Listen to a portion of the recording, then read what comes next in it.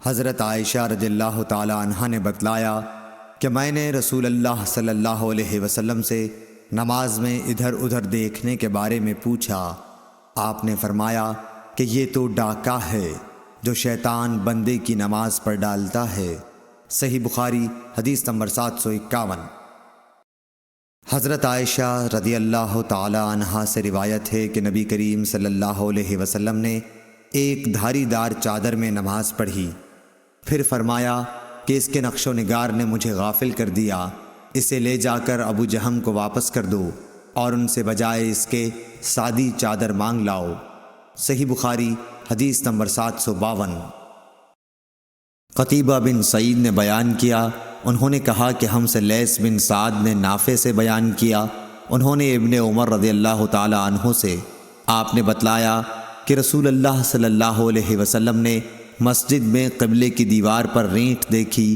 آپ اس وقت لوگوں کو نماز پڑھا رہے تھے، آپ نے نماز ہی میں رینٹ کو کھرچ ڈالا، پھر نماز سے فارغ ہونے کے بعد آپ نے فرمایا کہ جب کوئی نماز میں ہوتا ہے تو اللہ تعالیٰ اس کے منہ کے سامنے ہوتا ہے، اس لیے کوئی شخص سامنے کی طرف نماز میں نہ تھوکے۔ اس حدیث کی روایت موسیٰ بن عقبہ اور عبدالعزیز ابن ابی رواد نے نافع سے کی۔ صحیح بخاری حدیث نمبر 753۔ ابن شہاب نے کہا کہ مجھے انس بن مالک رضی اللہ تعالیٰ عنہ نے خبر دی کہ حضور صلی اللہ علیہ وسلم کے مرض وفات میں مسلمان فجر کی نماز پڑھ رہے تھے۔ اچانک رسول اللہ صلی اللہ علیہ وسلم نے حضرت عائشہ رضی اللہ تعالیٰ عنہا کے حجرے سے پردہ ہٹایا۔ آپ نے صحابہ کو دیکھا، سب لوگ صفیں باندھے ہوئے تھے۔ آپ خوشی سے خوب کھل کر مسکرائے اور ابو بکر رضی اللہ تعالیٰ عنہ نے آپ کو دیکھ کر پیچھے ہٹنا چاہا تاکہ صف میں مل جائیں۔ آپ نے سمجھا کہ حضور صلی اللہ علیہ وسلم تشریف لا رہے ہیں۔ صحابہ آپ کو دیکھ کر خوشی سے اس قدر بے قرار ہوئے کہ گویا نماز ہی چھوڑ دیں گے، لیکن حضرت صلی اللہ علیہ وسلم نے اشارہ کیا کہ اپنی نماز پوری کر لو اور پردہ ڈال لیا۔ اسی دن چاشت کو آپ نے وفات پائی۔ صحیح بخاری حدیث نمبر 754۔ عبد الملک بن عمیر نے جابر بن سمرہ رضی اللہ تعالی عنہ سے بیان کیا، کہا کہ اہل کوفہ نے حضرت سعد بن ابی وقاص رضی اللہ تعالی عنہ کی حضرت عمر فاروق رضی اللہ تعالی عنہ سے شکایت کی، اس لیے حضرت عمر رضی اللہ تعالی عنہ نے ان کو علیحدہ کر کے حضرت عمار رضی اللہ تعالی عنہ کو کوفے کا حاکم بنایا، تو کوفے والوں نے سعد کے متعلق یہاں تک کہہ دیا کہ وہ تو اچھی طرح نماز بھی نہیں پڑھا سکتے۔ چنانچہ حضرت عمر رضی اللہ تعالی عنہ نے ان کو بلا بھیجا۔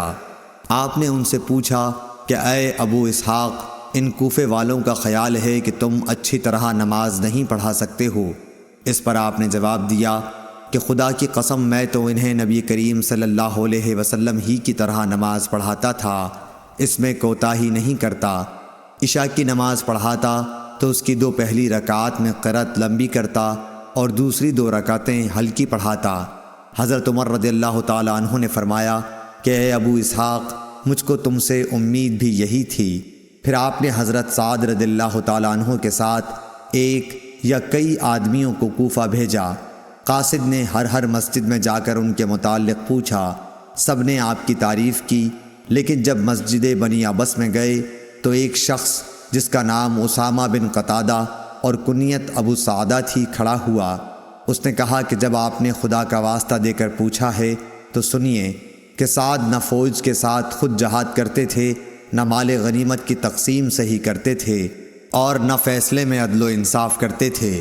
حضرت سعد رضی اللہ تعالی عنہ نے یہ سن کر فرمایا کہ خدا کی قسم میں تمہاری اس بات پر 3 دعائیں کرتا ہوں۔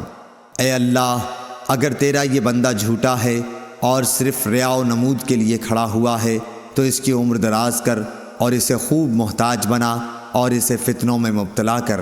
اس کے بعد وہ شخص اس درجہ بدحال ہوا کہ جب اس سے پوچھا جاتا تو کہتا، ایک بوڑھا پریشان حال ہوں، مجھے سعد رضی اللہ تعالی عنہ کی بد دعا لگ گئی۔ عبد الملک نے بیان کیا کہ میں نے اسے دیکھا، اس کی بھویں بڑھاپے کی وجہ سے آنکھوں پر آ گئی تھیں، لیکن اب بھی راستوں میں وہ لڑکیوں کو چھیڑتا۔ صحیح بخاری حدیث نمبر 755۔ حضرت عبادہ بن صامت رضی اللہ تعالیٰ عنہ سے روایت ہے کہ رسول کریم صلی اللہ علیہ وسلم نے فرمایا، جس شخص نے سورہ فاتحہ نہ پڑھی اس کی نماز نہیں ہوئی۔ صحیح بخاری حدیث نمبر 756۔ حضرت ابو ہریرہ رضی اللہ تعالیٰ عنہ سے روایت ہے کہ رسول اللہ صلی اللہ علیہ وسلم مسجد میں تشریف لائے، اس کے بعد ایک اور شخص آیا، اس نے نماز پڑھی، پھر نبی کریم صلی اللہ علیہ وسلم کو سلام کیا۔ آپ نے سلام کا جواب دے کر فرمایا کہ واپس جا اور پھر نماز پڑھ، کیونکہ تو نے نماز نہیں پڑھی۔ وہ شخص واپس گیا اور پہلے کی طرح نماز پڑھی اور پھر آ کر سلام کیا، لیکن آپ نے اس مرتبہ بھی یہی فرمایا کہ واپس جا اور دوبارہ نماز پڑھ، کیونکہ تو نے نماز نہیں پڑھی۔ آپ نے اس طرح 3 مرتبہ کیا۔ آخر اس شخص نے کہا کہ اس ذات کی قسم جس نے آپ کو حق کے ساتھ مبعوث کیا ہے، میں اس کے علاوہ اور کوئی اچھا طریقہ نہیں جانتا، اس لیے آپ مجھے نماز سکھا دیجئے۔ آپ نے فرمایا کہ جب نماز کے لیے کھڑے ہو تو پہلے تکبیر کہہ، پھر آسانی کے ساتھ جتنا قرآن تجھ کو یاد ہو اس کی تلاوت کر، اس کے بعد رکوع کر، اچھی طرح سے رکوع ہو لے تو پھر سر اٹھا کر پوری طرح کھڑا ہو جا، اس کے بعد سجدہ کر پورے اطمینان کے ساتھ، پھر سر اٹھا اور اچھی طرح بیٹھ جا، اسی طرح اپنی تمام نماز پوری کر۔ صحیح بخاری حدیث نمبر 757۔ سعد بن ابی وقاص رضی اللہ تعالیٰ عنہ نے حضرت عمر رضی اللہ تعالیٰ عنہ سے کہا، میں ان کوفہ والوں کو نبی کریم صلی اللہ علیہ وسلم کی طرح نماز پڑھاتا تھا۔ ظہر اور عصر کی دونوں نمازیں کسی قسم کا نقص ان میں نہیں چھوڑتا تھا۔ پہلی 2 رکعتیں لمبی پڑھتا اور دوسری 2 رکعتیں ہلکی۔ تو حضرت عمر رضی اللہ تعالیٰ عنہ نے فرمایا کہ مجھ کو تم سے امید بھی یہی تھی۔ صحیح بخاری حدیث نمبر 758۔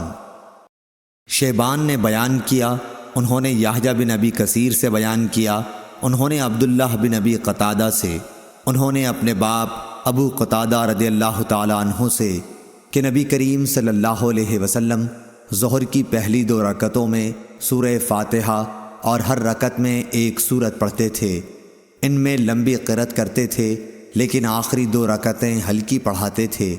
کبھی کبھی ہم کو بھی کوئی آیت سنا دیا کرتے تھے۔ عصر میں آپ صلی اللہ علیہ وسلم سورہ فاتحہ اور سورتیں پڑھتے تھے، اس کی بھی پہلی 2 رکعتیں لمبی پڑھتے، اسی طرح صبح کی نماز کی پہلی رکعت لمبی کرتے اور دوسری ہلکی۔ صحیح بخاری حدیث نمبر 759۔ عمارہ بن عمیر نے بیان کیا ابو معمر عبداللہ بن مخبرہ سے، ہم نے خباب بن ارد سے پوچھا کیا نبی کریم صلی اللہ علیہ وسلم ظہر اور عصر میں قرأت کیا کرتے تھے؟ تو انہوں نے بتلایا کہ ہاں۔ ہم نے پوچھا کہ آپ لوگوں کو کس طرح معلوم ہوتا تھا؟ فرمایا کہ آپ کی داڑھی مبارک کے ہلنے سے۔ صحیح بخاری حدیث نمبر 760۔